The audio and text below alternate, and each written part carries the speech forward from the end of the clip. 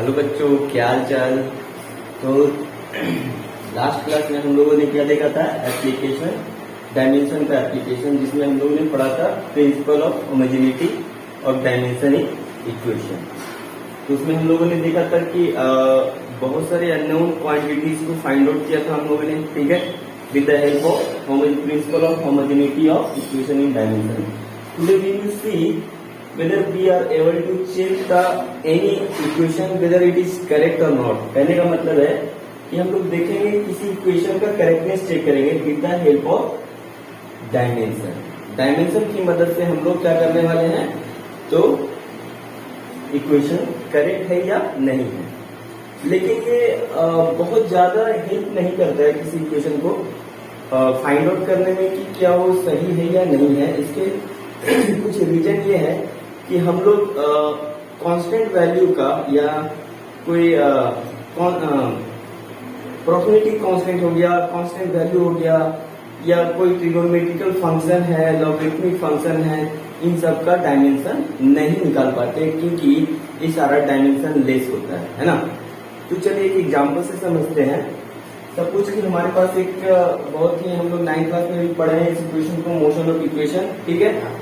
जैसे मान लीजिए x बराबर क्या हो गया, ut plus half at square, है ना।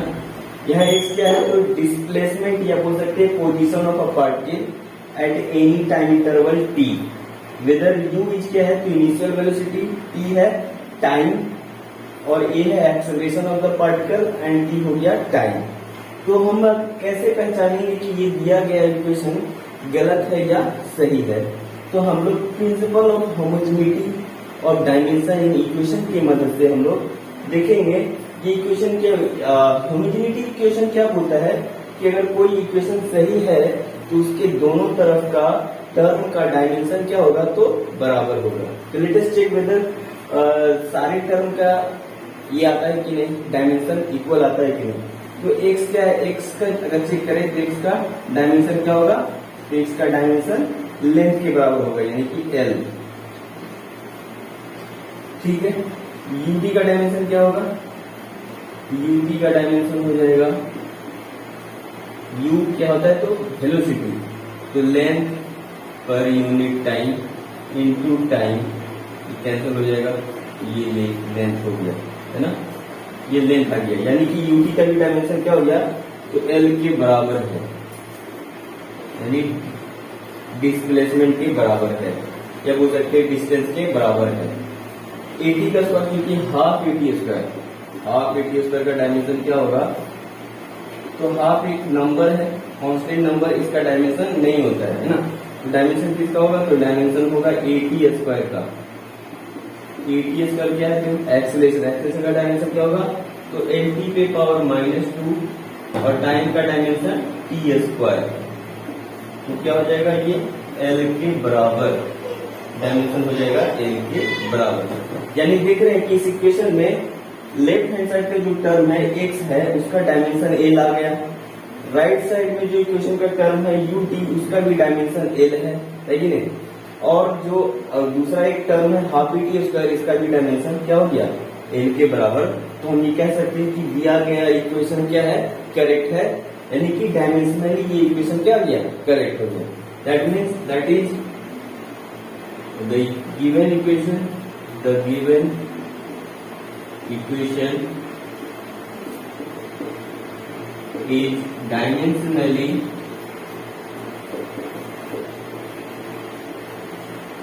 करेक्ट। तो दिया गया इक्वेशन क्या है, तो dimensionally correct.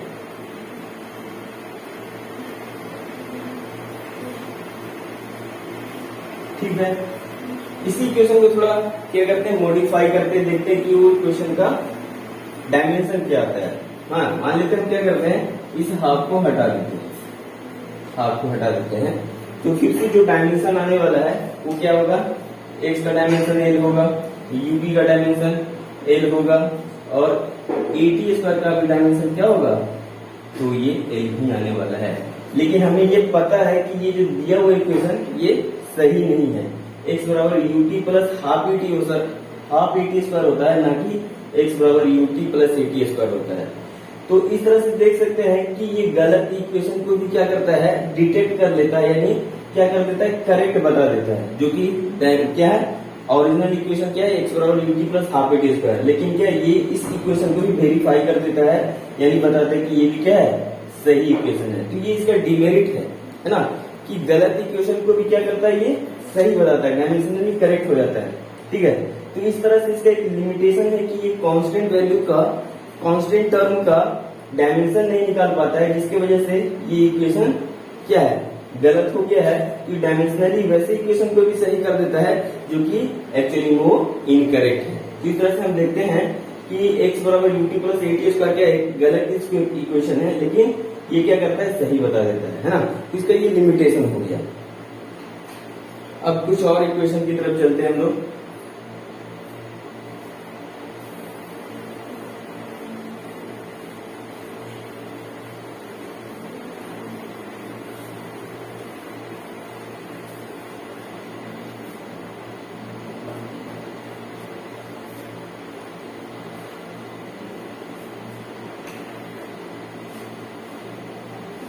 h equal to 2s cos theta by rho are G, जहां क्या है, h क्या है, हाइट है।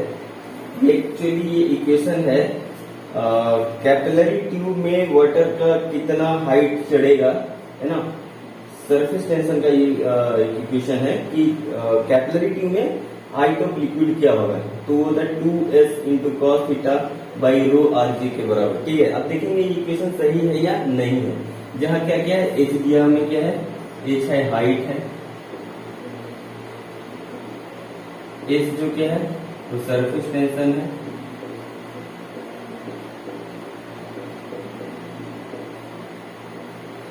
रो क्या हो गया, डेंसिटी ऑफ लिक्विड,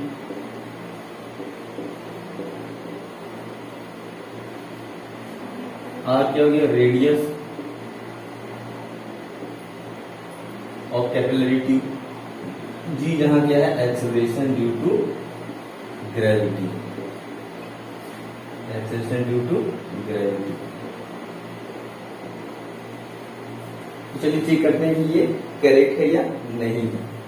तो h का डायमेंशन क्या हो जाएगा, हाइट का डायमेंशन हो जाता है लेंथ के बराबर, यानी l। अब ये इसका निकाले 2s cos theta by rho R G. तो 2 एक नंबर है जिसका डायमेंशन नहीं होगा, यानी डायमेंशन लेस होगा, नंबर का डायमेंशन हम लोग नहीं निकाल पाते हैं। s का क्या होगा, सरफेस टेंशन का, तो ये होता है force per unit length. cos theta भी क्या होगा, cos थीटा का एक न्यूमेरिकल वैल्यू आएगा, प्लस cos थीटा का वैल्यू कहाँ होगा, कितना, +1 से -1 के बीच में लाई करता है। तो ये कोई नंबर होगा, नंबर का फिर से हम लोग क्या कर सकते हैं, तो डायमेंशन नहीं निकाल सकते हैं। ठीक है, तो ऊपर हो गया F बाई एल, नीचे हो गया डेंसिटी। डेंसिटी क्या होता है, तो mass by volume into R radius हो गया। रेडियस का डायमेंशन क्या होगा, एल, और जी का डायमेंशन क्या होगा, एल टी पे पावर -2। अगर इसका डायमेंशन निकाले तो क्या होगा, F बराबर ml/t पर पावर -2 बाई लेंथ l, ठीक है, बाई क्या होगा, मास वॉल्यूम का क्या होगा, L क्यूब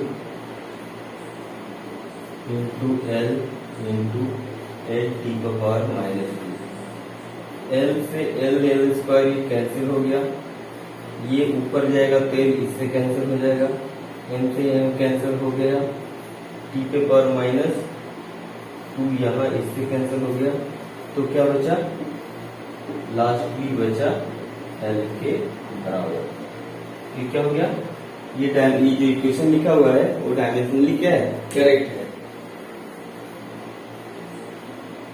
बट अगर ये इक्वेशन ऐसा भी लिखा होता, h इक्वल टू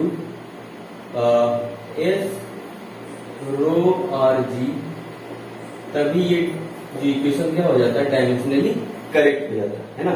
तब ये डायमेंशनली करेक्ट हो जाता है। क्यों, रीजन क्या है कि दो का हम डायमेंशन नहीं निकाल पाते हैं, cos थीटा का भी डायमेंशन नहीं निकलेगा। तो इक्वेशन ये होता या ये होता, दोनों केस में डायमेंशन क्या हो जाते हैं, दोनों तरफ बराबर, और हम बोलते हैं कि ये इक्वेशन क्या है, डायमेंशनली करेक्ट है। लेकिन देखा जाए तो ये इक्वेशन गलत है और ये इक्वेशन सही है। तो ये डायमेंशन से हम लोग किसी इक्वेशन को करेक्टनेस चेक क्या करेंगे, तो गलत इक्वेशन के भी हम लोग क्या मिल जा रहा है, सही मिल जा रहा है, डायमेंशनली करेक्ट पता चल जा रहा है। लेकिन एक खास बात क्या है इसका, कि अगर कोई इक्वेशन अगर गलत है तो डायमेंशनली भी वो गलत होगा, है ना, डायमेंशनली भी गलत होगा। जैसे चलिए कुछ चेक करते हैं, डायमेंशनली गलत इक्वेशन लिखते हैं और उसका हम लोग डायमेंशन निकालते हैं, ठीक है। जैसे इसी इक्वेशन का हम क्या करते हैं, हम उल्टा लिखते हैं, तो मिटा देते हैं।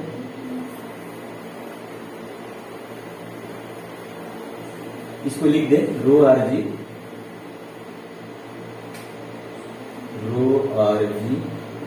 बाई 2s cos थीटा, ठीक है। चलिए चेक करते हैं कि ये इक्वेशन सही है या नहीं है। तो अभी एच का डायमेंशन कर दे, इसका डायमेंशन ले ले और इसका डायमेंशन। तो अगर दोनों तरफ का डायमेंशन सेम हो जाएगा तो ए डायमेंशनली क्या हो जाएगा, करेक्ट हो जाएगा। एच का डायमेंशन क्या होगा, तो एल के बराबर होगा। अच्छा, रो का डायमेंशन तो mass by volume into length L e⁻², by 2 का नहीं निकाल सकते, cos थीटा का भी डायमेंशन नहीं होगा, नंबर आने वाला है, तो इसका सरफेस टेंशन मीन फोर्स, तो mLt⁻², फोर्स का डायमेंशन mLt⁻² है, ठीक है। उसके बाद फोर्स पर यूनिट लेंथ, तो लेंथ का डायमेंशन क्या हो गया, अच्छा एल से एल कैंसिल हो गया। यहाँ वॉल्यूम को हम लोग क्या लिख रहे हैं, एल लिखिए, ठीक है। तो एल स्क्वायर से यहाँ कैंसिल, ठीक है। मास यहाँ कैंसिल हो जाएगा, e⁻² भी कैंसिल हो गया। तो यहाँ से क्या आ जाएगा, ये आ जाएगा 1/l, यहाँ क्या डायमेंशन है, जो कि बराबर नहीं है, ठीक है। तो इस तरह से क्या हो गया, डायमेंशनली ये इनकरेक्ट इक्वेशन हो गया। ये क्या होता है, डायमेंशनली इनकरेक्ट है और एक्चुअली में ये इक्वेशन भी गलत है। तो हम लोग क्या कर सकते हैं, तो डायमेंशन की मदद से ये पक्का बता सकते हैं कि कोई इक्वेशन अगर डायमेंशनली इनकरेक्ट है तो वो इक्वेशन पक्का रूप से श्योर वो गलत है।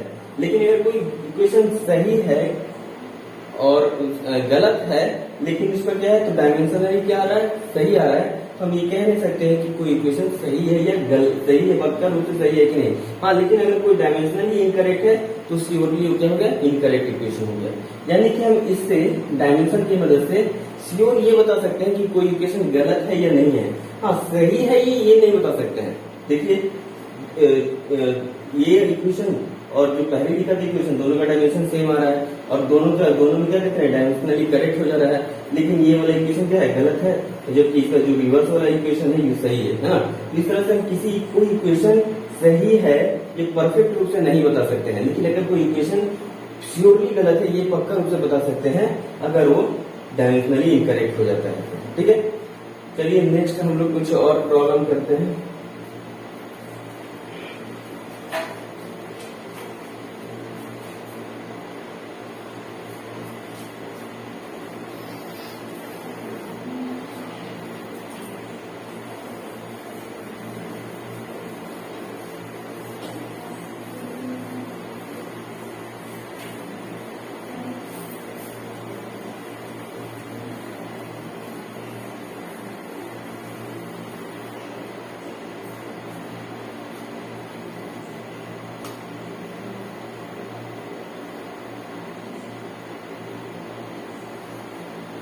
एक इक्वेशन है न्यू इक्वल टू 1/2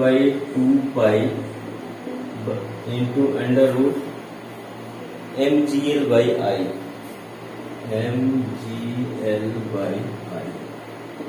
जहाँ क्या है न्यू क्या है, तो न्यू हो गया फ्रीक्वेंसी, m हो गया मास, g हो गया एक्सेलरेशन ड्यू टू ग्रेविटी, और L हो गया लेंथ। आई हो गया moment of inertia, moment of inertia. चलिए बच्चों, अब देखते हैं कि इक्वेशन गलत है या सही है। डायमेंशनली चेक करते हैं ये इक्वेशन गलत है या सही है। ये आप लोग भी खुद से कर सकते हो, तो हो सके तो वीडियो पॉज करके आप लोग फिर से चेक कर लो कि इक्वेशन गलत है या सही है।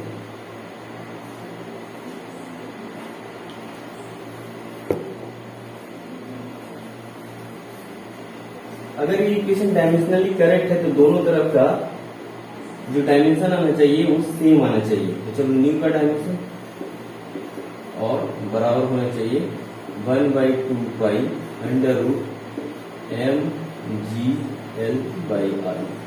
इसका डायमेंशन न्यू का डायमेंशन क्या होगा? तो फ्रीक्वेंसी, फ्रीक्वेंसी क्या होता है? तो 1/टाइम, टाइम 1/टाइम पीरियड, ये हो जाएगा 1/t। अच्छा, 1/2 पाई ये कांस्टेंट है जिसका कि हम लोग डायमेंशन नहीं निकाल सकते हैं। अब अच्छा एम जी एल, एम क्या है? तो मास, मास का डायमेंशन एम हो गया। जी एक्सेलरेशन ड्यू टू ग्रेविटी यानी एक्सेलरेशन का, तो 8t⁻²। एल क्या हो गया? Length L by moment of inertia होता है एम एल स्क्वायर। ठीक है, क्यों t⁻⁻1। ये मोमेंट ऑफ इनर्शिया जो आई होता है मास इंटू आर स्क्वायर के बराबर होता है। तो मास का एम हो गया, आर डिस्टेंस हो गया तो डिस्टेंस का स्क्वायर हो गया। ठीक है, लेंथ का स्क्वायर। तो t⁻⁻1 बराबर ये क्या हो गया? एक से एक कैंसर, एल का एल कैंसर, एल का इधर ये कैंसर, बचा अंडर रूट t⁻²। ठीक है, अंडर रूट निकालेंगे तो क्या होगा? t⁻⁻1, उधर भी t⁻⁻1। तो दोनों तरफ क्या देख रहे हैं कि दोनों तरफ का डायमेंशन सेम आ रहा है, इसलिए इक्वेशन क्या है? सही है। ये इक्वेशन डायमेंशनली ये इक्वेशन सही है, करेक्ट। ठीक है,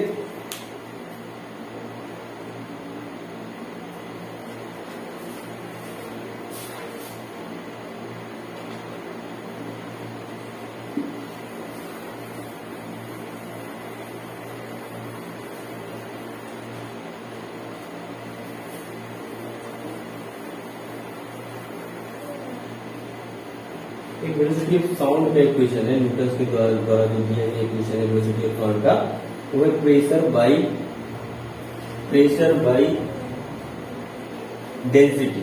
ठीक है, अब देखना है कि ये क्या है, डायमेंशनली करेक्ट है कि नहीं। तो दोनों तरफ का डायमेंशन ले लेते हैं हम लोग, इधर का डायमेंशन और इधर का डायमेंशन। अगर दोनों तरफ का डायमेंशन सेम हो जाता है तो दिया हुआ इक्वेशन क्या है? डायमेंशनली करेक्ट है। v का डायमेंशन वेलोसिटी, तो l⁻⁻1।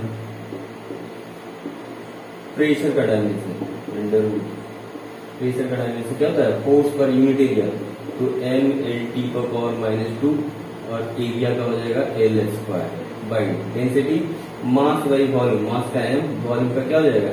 L/Q। ये हो, अब इसको सॉल्व किया जाए तो ये हो जाएगा l⁻⁻1 बराबर m से m कैंसिल हो गया और l से l यहाँ कैंसिल, तो क्या हो जाएगा? Under root L⁻Q t⁻⁻2 by L से ये कट जाएगा। क्या बचा? l⁻⁻1 बराबर हो गया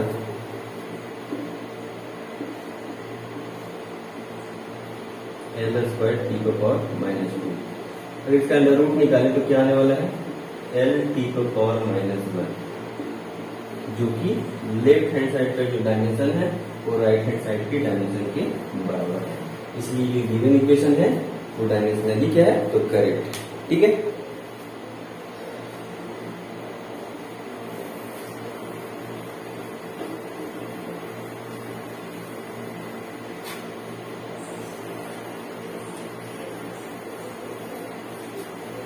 एक दूसरा इक्वेशन हम लोग लेते हैं, integration dx by under root a² minus x² बराबर 1/a साइन इनवर्स a/x। अब ये दिखाना है, चेक करना है कि ये इक्वेशन सही है या नहीं है, जहाँ ए और एक्स का यहाँ क्या है, वेयर ए बराबर A and X both are क्या है, तो डिस्टेंस। ठीक है, अगर ये इक्वेशन डायमेंशनली करेक्ट है ना, तो दोनों तरफ का डायमेंशन क्या होना चाहिए, सेम होना चाहिए। तो इंटीग्रेशन डायमेंशन ले लेते हैं dx by under root A square minus x square, और डायमेंशन होगा वो किसके बराबर होगा, तो 1/a sine inverse e by X के बराबर होना चाहिए दोनों तरफ का डायमेंशन। अच्छा dx क्या है, तो स्मॉल डिस्टेंस होगा, तो डिस्टेंस यानी डिस्टेंस का जो डायमेंशन क्या होता है, l लेते हैं हम लोग। ठीक है, बाई अंडर रूट ए भी डायमेंशन है लेंथ का, ए भी डायमेंशन है, तो a square minus x square distance का स्क्वायर ही आएगा, तो क्या होगा ये एल स्क्वायर के बराबर। ठीक है, ये इंटीग्रेशन है इसका डायमेंशन।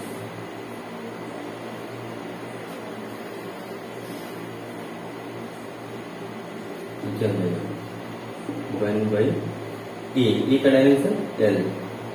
साइन इनवर्स क्या है, एक एंगल है, इसलिए हम लोग लेट कर लो कि साइन थीटा बराबर ए बाई एक्स, थीटा बराबर क्या होगा, sine inverse A by x. तो ये क्या होगा, एक वैल्यू है थीटा, एंगल है, तो एंगल क्या होता है, तो दो लेंथ का रेशियो होता है कि नहीं, तो रेशियो लेंथ का रेशियो क्या होगा, लेंथ तो लेंथ क्या कट जाएगा, तो क्या हो जाएगा, एक कांस्टेंट 1 आएगा है ना, और एक का क्या होगा डायमेंशन लेस होता है, तो इसका कोई डायमेंशन नहीं होगा है ना, डायमेंशन लेस हो गया, ये हो गया 1/l। अब देखो इसका डायमेंशन निकाले, क्या हो जाएगा l/l, ये कैंसिल हो गया 1। ठीक है, हो गया 1/l। तो इधर क्या हो गया, इधर का डायमेंशन 1 यानी कि डायमेंशन लेस आ गया, इधर का डायमेंशन क्या है, तो 1/l यानी l/-1। तो क्या हो गया l/-1, और इधर डायमेंशन 1, इधर लेफ्ट साइड में डायमेंशन 1 हो गया, और इधर राइट साइड में l/-1 हो गया। तो चूंकि 1 l/-1 के बराबर नहीं होगा, इसलिए ये डायमेंशनली करेक्ट नहीं है, बल्कि डायमेंशनली इनकरेक्ट इक्वेशन। ठीक है, तीसरा से हमने देखा कि डायमेंशन की मदद से हम किसी इक्वेशन को चेक करते हैं कि डायमेंशनली करेक्ट है कि नहीं। अब ये बात अलग है कि डायमेंशन ओरिजिनली वो करेक्ट है कि नहीं ये नहीं बता सकते हैं, लेकिन हाँ डायमेंशनली अगर कोई इक्वेशन इनकरेक्ट हो जाता है तो वो श्योरली वो इक्वेशन क्या होगा, तो इनकरेक्ट होगा, गलत होगा। ठीक है, ये हम जरूर बता सकते हैं। तो कंक्लूजन क्या निकला इसका, तो कंक्लूजन निकला, कंक्लूजन लिखते हैं, कंक्लूजन क्या निकला इसका,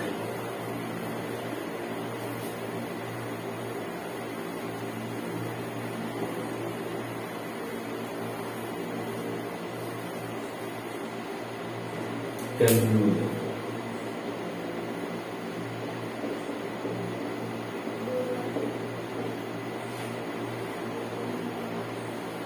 लिखे, if an equation is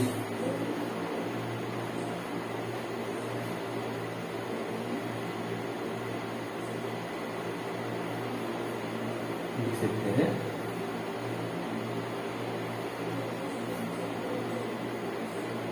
we cannot predict any equation, any given equation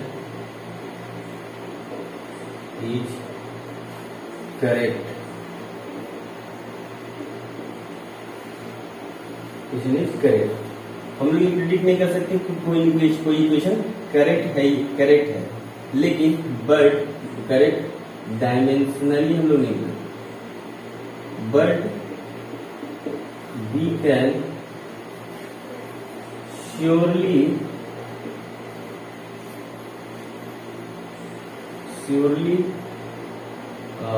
predict नहीं हो सकते, can surely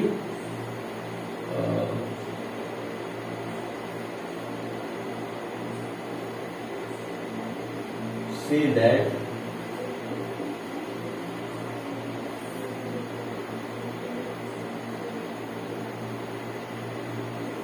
correct or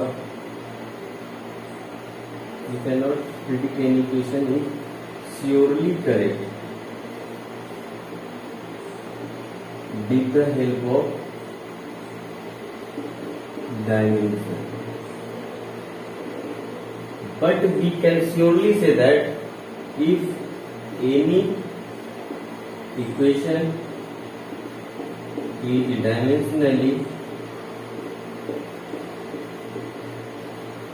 can surely say that any equation is dimensionally incorrect, then the equation is surely incorrect. तो हम ये sure रूप से हम predict नहीं कर सकते हैं कि कोई इक्वेशन करेक्ट है कि नहीं with the help of dimension, but with the help of dimension हम ये पक्का रूप से बता सकते हैं कि कोई इक्वेशन गलत है कब, जब वो डायमेंशनली गलत है तब। ठीक है, ये हमारा कंक्लूजन था।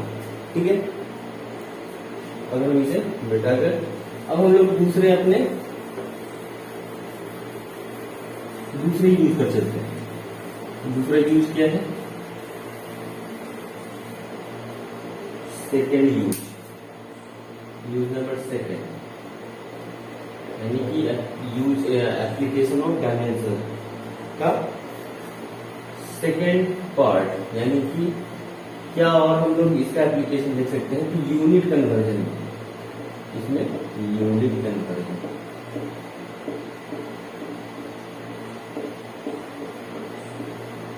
कैसे हम लोग यूनिट कन्वर्ट कर सकते हैं, यानी कि एक यूनिट से दूसरे यूनिट में, यानी कि मान लिया जाए कि हमें अगर ऐसा यूनिट में दिया हुआ है और उसको बोला जाए कि सीजीएस में चेंज करो, है ना, तो कैसे करेंगे? तो हम लोग जानते हैं कि किसी भी फिजिकल क्वांटिटी में क्या होता है, एक्सप्रेस करते हैं तो दो टर्म आते हैं। एक आता है न्यूमेरिकल वैल्यू और एक उसका unit. N represent numerical value, suppose 10 है, और ये इसका यूनिट बताता है ना, फिक्स्ड क्वांटिटी। ठीक है, तो ये किसी भी फिजिकल क्वांटिटी का किसी भी हम इसमें चले जाए सिस्टम ऑफ यूनिट में, ये हमेशा क्या होता है, कांस्टेंट होता है। तो यानी कि मान लो कि किसी सिस्टम में न्यूमेरिकल वैल्यू n1 है, उसका डायमेंशन u1 है, तो दूसरे किसी सिस्टम ऑफ यूनिट में उसका न्यूमेरिकल वैल्यू n2 हो जाएगा और डायमेंशन u2 हो जाएगा। चलो इसके एक एग्जांपल से समझते हैं।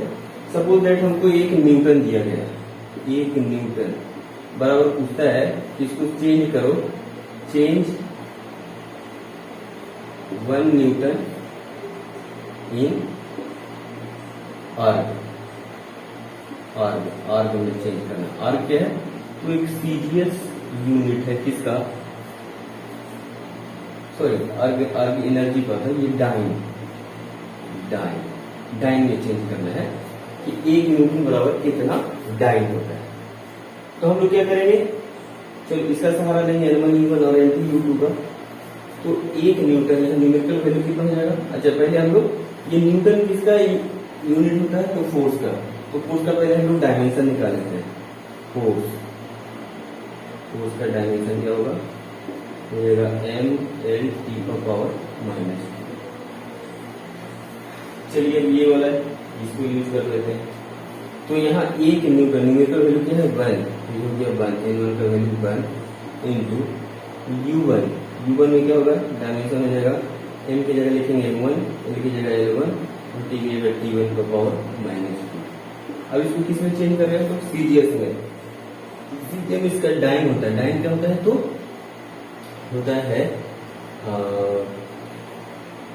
केजी है, gram meter per second square, gram meter sorry centimeter per second square, ये होता है सीजीएस यूनिट में फोर्स का यूनिट।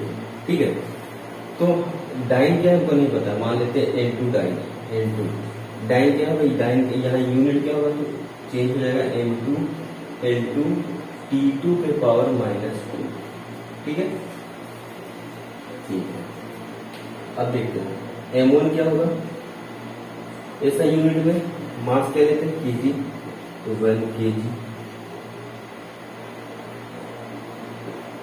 लेंथ क्या लेते हैं तो 1 मीटर, और टाइम लेते हैं क्या तो 1 सेकेंड पर पावर -2।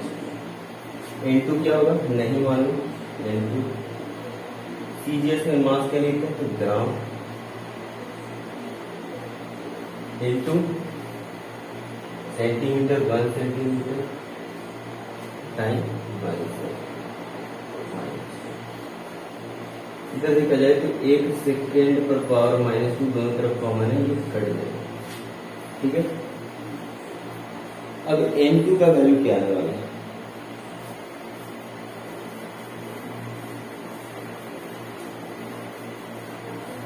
N2 क्या वैल्यू होगा तो N2 बराबर हो जाएगा यहां से N2 बराबर 1 kg बाई 1 ग्राम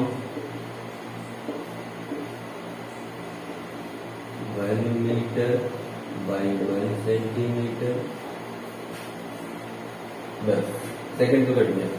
ठीक है, N2 बराबर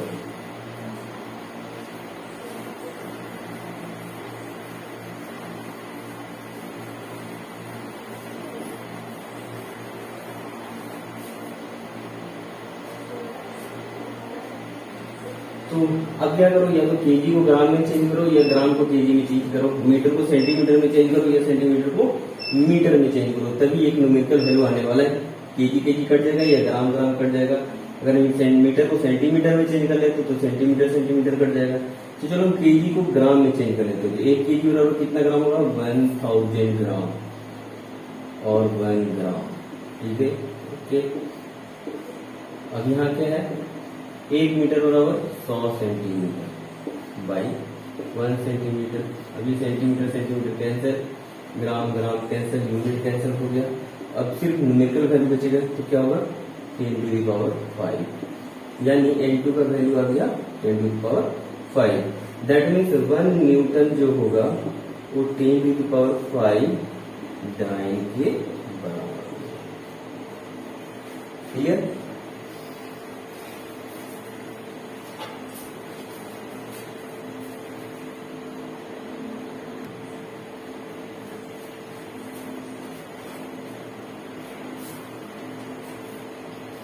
तो बच्चों हम लोग देखेंगे एनर्जी का यूनिट क्या होता है, ऐसा यूनिट जूल होता है, और सीजीएस में एनर्जी का यूनिट क्या होता है अर्ग। तो हम देखना अब क्या करना है, हमें 1 जूल को अर्ग में चेंज करना है, पता करना है कि 1 जूल बराबर कितना अर्ग होता है ना, 1 जूल बराबर कितना अर्ग। ठीक है, तो हम लोग क्या करेंगे, अब वही वाला फॉर्मूला यूज करेंगे, N1U1 बराबर N2U2 बराबर N2U2। अब हमको डायमेंशन निकालना पड़ेगा एनर्जी का। एनर्जी का डायमेंशन, एनर्जी क्या होता है तो कैपेसिटी टू डू वर्क, यानी कि ये वर्क के बराबर होगा इसका डायमेंशन। वर्क क्या होता है तो फोर्स इनटू डिस्प्लेसमेंट। फोर्स का हो गया mL⁻², और वो डिस्प्लेसमेंट का लेंथ तो ये हो जाएगा mL²। तो ये हो गया आपका एनर्जी या वर्क का डायमेंशन। अब N1 बराबर कितना हो गया 1 हो गया। U1 क्या लेंगे हम लोग, तो लेंगे M की जगह M1, L की जगह L1 का स्क्वायर, T की जगह T1 का पावर -2। ठीक है, और N2 नहीं मालूम, N2 छोड़ देंगे। अच्छा, U2 क्या होगा तो M की जगह M2 लेंगे, L की जगह L2 का स्क्वायर, और T की जगह T2 का -2। अब सबका एसआई में जो मास का यूनिट होता है लेंथ का टाइम का वो रखेंगे, सीजीएस में मास लेंथ और टाइम का जो यूनिट होता है वही यूनिट हम लोग डालेंगे। ठीक है, तो हो गया ये क्या हो जाएगा, मास हो गया 1 kg, लेंथ हो गया 1 मीटर का स्क्वायर, टाइम हो गया 1 सेकेंड का पावर -2। N2 वैल्यू नहीं मालूम। M2 क्या होता है, M2 होता है 1 ग्राम, इसमें ग्राम होता है मास का, इस सीजीएस में मास को हम लोग ग्राम में लिखते हैं 1 ग्राम। ठीक है, लेंथ क्या होगा तो सेंटीमीटर, 1 सेंटीमीटर का स्क्वायर, टाइम क्या होगा 1 सेकेंड का पावर -2। अब ये कैंसिल हो गया यहाँ से। N2 का वैल्यू क्या हो जाएगा तो 1 kg बाई 1 ग्राम, इधर ला दिया है मैंने। इसी तरह से 1 मीटर बाई 1 सेंटीमीटर का स्क्वायर। इसी तरह से ये तो कैंसिल हो गया। अब इसका क्या करेंगे, वैल्यू पुट करेंगे, यानी कि केजी को ग्राम में कन्वर्ट करेंगे और मीटर को सेंटीमीटर। तो क्या हो जाएगा, यहाँ से हो जाएगा 1000 बाई ग्राम, 1 ग्राम, ग्राम से ग्राम कैंसिल, मीटर हो गया, 1 मीटर 100 सेंटीमीटर के बराबर और 1 सेंटीमीटर, सेंटीमीटर सेंटीमीटर कैंसिल, यह हो गया स्क्वायर। ठीक है, तो N2 का वैल्यू क्या आने वाला है, ये तो 1000 हो गया, सारा यूनिट कैंसिल हो गया। क्या न्यूमेरिकल वैल्यू सिर्फ आने वाला है 10 टू पावर क्यू, ये हो गया 100 का स्क्वायर 10 टू पावर 4, ये हो गया 4 और 3 7 10 टू पावर 7, यानी कि N2 का जो न्यूमेरिकल वैल्यू होगा, यानी ये कितना हाउ मच अर्ग होगा, तो होगा 10 to power 7, that is 1 joule जो होता है तो किसके बराबर होता है, तो 10 टू पावर 7 अर्ग के बराबर होगा। यानी कि एनर्जी का ऐसा यूनिट जूल होता है, सीजीएस में अर्ग होता है, तो 1 जूल 10 टू पावर 7 अर्ग के बराबर होता है। ठीक है,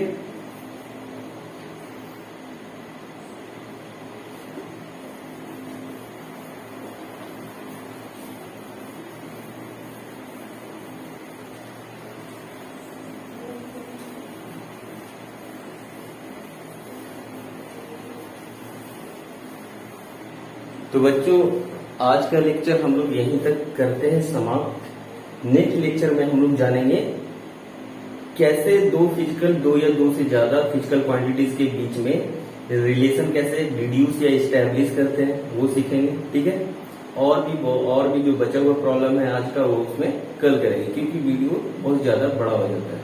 ठीक है, तो बच्चों इसी तरह से मैंने, अगर कोई बच्चे हैं इसी तरह से क्या करें, आप मेरे चैनल को सब्सक्राइब कीजिए, लाइक कीजिए, ताकि हमें मोटिवेशन मिलता रहे।